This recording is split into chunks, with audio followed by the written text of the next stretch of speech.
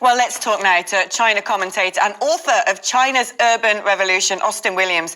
Austin, what are your thoughts on China hosting the Winter Olympics? It seems rather absurd to me.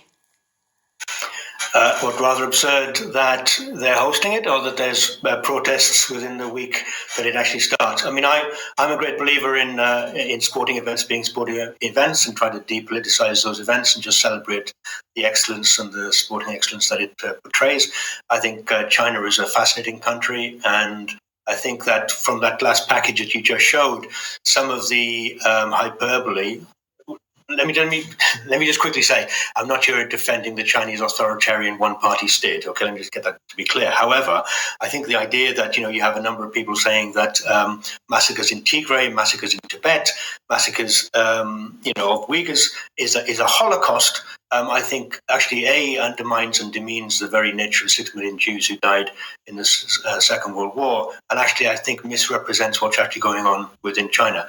What is going on in China is obviously appalling, and Uyghurs and Kazakhs and ethnic minority Muslim groups are being rounded up and locked up and not being treated to the law of the land that we would like to see.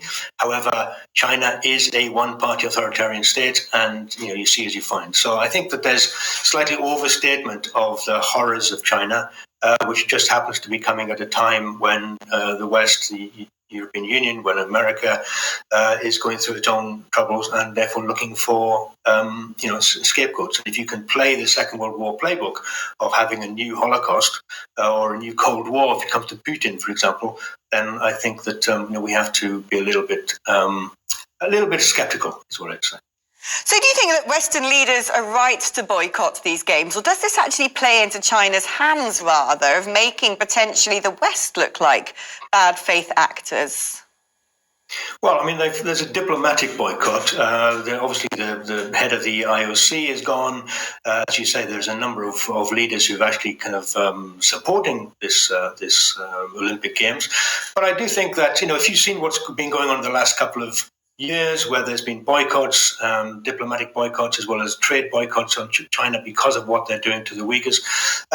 That has tended to do two things. One is it's actually partially undermined the productivity and the stability of the economy within Xinjiang province, where many, many Uyghurs work in those industries, cotton picking, etc., and a lot of those jobs, and they've been thrown back into poverty. Secondly, China has taken it as an opportunity.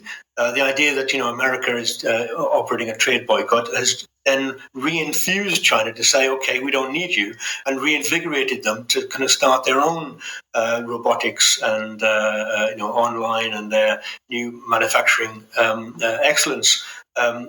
Factories left, right, and centre. So, by getting rid of maybe some of the computer technology companies from the West, they're now starting to engineer and invent and actually create new R&D for themselves. So, these things have unintended consequences. And I do think playing politics with a sporting event is not the way to go. If you do have problems with Beijing, that's something we need to raise. But I also think, conversely, that maybe we really need to kind of ratchet down the tensions and the hype and hyperbole going on at the moment. Just like Mr. Bolton was saying earlier with respect to Russia, I think we really need to be a little bit more careful in the way that we throw these accusations around. But how important do you think it is for China to be gathering this international kudos, hosting the Summer Olympics back in, I think it was 2008, correct me if I'm wrong, now the Winter Olympics, not that long afterwards? I mean, China is making a big play to look like a big actor on the world stage. Well, of course, but it is a big actor on the world stage. The second biggest economy in the world, biggest population in the world. It's a major player. It's still, as it happens, self-defining as an underdeveloped country, so it still has a long way to go. And there's massive poverty, even though China's done miraculous things in raising people out of poverty. And if you look at the United Nations recommendations on its ambitions to raise to take people out of poverty across the world, the only reason they achieved those targets is because China did it for them. The United Nations didn't really help people in Africa or in underdeveloped countries of their own volition. They required China to actually raise its own productivity and help its own poor people. So statistically, it looks good for global poverty alleviation. But I do think that China is obviously trying its best to normalize itself in the world stage in some respects, as well as you've had on earlier in the show, forming some kind of allegiance with Putin and Russia, in some ways recognizing that maybe the West, for them, is a problem, just as we might see China for us is a little bit of a problem. So I'm not trying to downplay the fact that there are incredibly dangerous geopolitical tensions at play here, partly, I would suggest, engineered by China and partly engineered by the West.